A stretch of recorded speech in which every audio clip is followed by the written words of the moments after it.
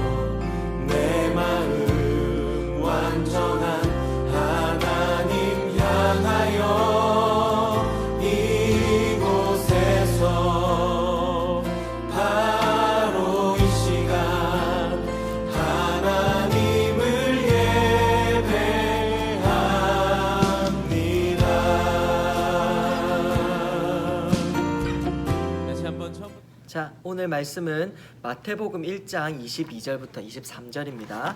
성경책을 다 함께 펴서요. 함께 읽도록 하겠습니다. 마태복음 1장 22절부터 23절 우리 한 목소리로 다 함께 읽겠습니다. 시작. 이 모든 일이 된 것은 주께서 선지자로 하신 말씀을 이루려 하심이니 이르시되 보라 처녀가 잉태하여 아들을 낳을 것이요 그의 이름을 임마누엘이라 하리라 하셨으니 이를 번역한즉 하나님이 우리와 함께 계시다 함이라. 아멘. 자, 오늘 말씀의 제목은 정상적이지 않은 은혜. 정상적이지 않은 은혜라는 제목으로 우리가 함께 말씀을 나눌 건데요. 보통 이 본문의 말씀, 오늘 우리가 읽는 본문의 말씀은 크리스마스 성탄절에 늘 등장하는 말씀이죠. 그런데 왜 벌써 크리스마스가 지나고 벌써 다 성탄절이 끝났는데 왜 하필 지금 예수님의 탄생의 메시지를 들어야 하는가라는 생각을 할 수가 있겠는데요. 사실 예수님의 탄생은 우리의 존재의 시작이다. 그렇기 때문에 뗄래야 뗄 수 없는 관계이기 때문에 우리가 이 말씀을 꼭 나누어야 합니다. 무언가를 새롭게 시작할 때 예수님의 탄생을 생각해 보는 것은 굉장히 의미 있는 일이죠. 성탄절은 그냥 예수님의 탄생을 그냥 그날 기념하여서 기뻐하고 감사하고 또 의미 있게 보낸다 이것 이상의 우리가 구원받은 주의 자녀로서의 시작을 알리는 예수님의 탄생, 예수님의 시작이 우리의 시작과 맞물려 있기 때문에 우리가 새해를 시작하는 의미에서 예수님의 시작, 우리의 시작, 이게 아주 긴밀하게 연결되어 있기 때문에 우리가 오늘 이 말씀을 꼭 함께 나누어 보아야 하겠습니다. 코로나19 때문에 사실 정상적이지가 않아요. 지금 이 상황이 일반적이지도 않고 상식적이지도 않고 정상적으로 돌아갈 수 있는 상황이 아닙니다. 모든 것이 다 예전에 경험하지 못했던 새로운, 또 예전의 일상들을 다 빼앗아가는 아픔, 뭐 이런 잘못된, 어찌 보면 정상적이지 않는 상황에서 우리가 2021년 새해를 맞이하게 되었습니다. 우리 친구들은 뭐 아직 학교도 가보지 않고 얼굴도 보지 않고 뭔가를 지금 접촉하지 않고 교제하지 않고 만나지 않았는데, 뭐 학년은 바뀌어져 있고 교회에선 선생님이 뭐 연락이 오고 뭐 이런 것들이 다 바뀐 상황에 여러분이 좀 불편하진 않을까 하는 생각이 들지만, 우리가 이 정상적이지 않은 시작을 하는 우리의 입장에서 예수님의 탄생의 이야기는 어떤 의미로 다가올까 하는 것들을 깊이 묵상해 보아야 하겠습니다. 올해같이 이 시작을 고민한 적이 없었던 것 같아요. 도대체 어떻게 할까? 그러나 답은 없어요. 우리가 모일 수 없기 때문에 뭔가 새로운 걸 할 수도 없고, 그게 결국엔 무엇이냐? 프로그램이 중요하거나 아이디어가 중요한 게 아니라 결국에는 우리가 이렇게 정상적이지 않은 시작을 해야 하는 시점에 하나님의 말씀에서는 어떤 의미와 어떤 도전과 하나님 우리가 어떤 말씀을 주시려고 하는가 하는 것에 집중할 수밖에 없다라는 결론에 이르렀습니다. 그래서 성탄절에 나누는 이 말씀을 우리가 함께 보고자 합니다. 예수님의 탄생, 사실은 정상적인 탄생이 아닙니다. 우리의 생각 속에서 이루어지는 탄생이 아닙니다. 그냥 한 아기가 임신이 되는 것은 남자와 여자가 결혼해서 몸이 합하여져서 임신이 되는 거잖아요. 그런데 오늘 본문을 보세요. 23절을 보시면 뭐라고 되어 있습니까? 보라, 처녀가 잉태하여 아들을 낳을 것이요. 우리가 교회를 오래 쭉 다니다 보면 이 구절이 이상하지 않아요. 우리는 이상하지 않아요. 우리는 그냥 받아들여지고 믿어지고, 마리아는 처녀였는데 성령께서 예수님을 잉태케 하셔서 성령으로 잉태하셨지, 우리는 머리로 다 해석되지는 않지만 마음으로는 그렇지 라고 납득할 수 있는 문제입니다. 그러나 여러분, 처녀가 잉태한다라는 것은 절대로 정상적인 상황이 아닙니다. 여러분, 이 구절을 가지고 사람들에게 말해봐요. 처녀가 어떻게 임신을 해? 남몰래 남자랑 그 몸을 섞었겠지, 몸을 합했겠지, 그러니까 아기가 생겼지, 이제 이렇게 이해를 한단 말이죠. 그러나 마리아는 남자를 모르는 사람이었어요. 남자와 한 번도 몸을 합해본 적이 없는 사람이었어요. 그냥 처녀의 몸 그대로 뭐예요? 아기를 임신하게 된 것이죠. 절대로 정상적이지 않죠.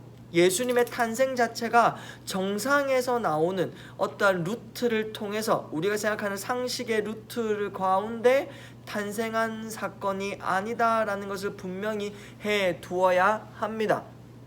또 예수님이 탄생하실 때에 아들이다 라는 것이 분명히 밝혀지고 있어요. 여러분, 엄마 아빠가 결혼을 해가지고요, 애를 낳는데요, 나는 아들이 좋아, 아들이 좋기 때문에 우리 아들 낳자. 그래도 아들이 나오나요? 나는 딸이 좋아, 그래서 딸을 낳자. 그럼 딸이 나오나요? 선택할 수 있는 문제가 아닌 거죠. 그런데 예수님은 처녀의 몸에 아들로 탄생을 하셨죠. 이거는 정해진 것이었죠. 하나님이 작정한 것이었죠. 이것도 정상적인 것이 아닙니다. 예수님의 탄생은 정상인 것이 없어요. 예수님의 탄생하실 때 예수님은 이름도 정해져 있었죠. 보세요. 오늘 본문에 보면 예수님의 이름이 두 가지가 나옵니다. 먼저 21절을 보면 곧바로 예수님의 이름을 예수라라. 예수라는 이름의 뜻은 죄에서 구원하실 자. 그러면 두 번째 이름은 뭐예요? 23절에 그의 이름을 임마누엘이라 하라. 번역한즉 하나님이 우리와 함께 하신다. 이 두 이름을 합해 보세요. 죄에서 구원하여 주실 그 하나님이신 예수님이 우리에게 오셨다. 그래서 하나님의 사랑이 우리에게 왔다. 하나님의 구원이 우리에게 왔다. 우리가 찾아간 것이 아니라 하나님이 우리에게 오셨다. 여러분, 이게 정상이 아니다라는 거예요. 예수님이 처녀의 몸에서 잉태된 것도 정상이 아니지만 죄에서 구원하여 주실 그분이 우리가 찾아가지도 않는데 우리에게 오셨다, 먼저 오셨다라는 것은 이건 정상적이지 않은 은혜입니다. 상식 밖의 은혜예요. 우리가 이해할 수 없는 은혜예요. 보세요, 여러분, 죄는 죄값을 치러야 용서를 받죠, 그죠? 죄는 그의 응당, 그의 무게와 질과 양에 대한 응당한 죄값을 치러야 뭐요? 용서와 구원을 받습니다. 요즘 조두순 범죄자 때문에 지금은 죄값을 다 치러서 출소하는 날 나라가 난리가 났어요. 한 아이의 귀한 그 모든 인생을 짓밟아 놓은 그 사람에 대해서 그 사람이 15년형을 받고 다 감옥살이를 하고 나왔는데도 사람들이 분노해 용서해 주지를 않아요. 용서할 수 없다. 무기징역으로 보내라. 이렇게 하는 거죠. 왜 그럴까요? 그 사람의 죄에 대한 그 죄의 무게에 대한 응당한 죄값을 치르지 않았다라고 생각을 하니까 뭐예요? 용서가 안 되는 거죠. 여러분, 죄는 죄값을 치러야 용서가 돼요. 자, 우리는 모두 다 죄인이에요.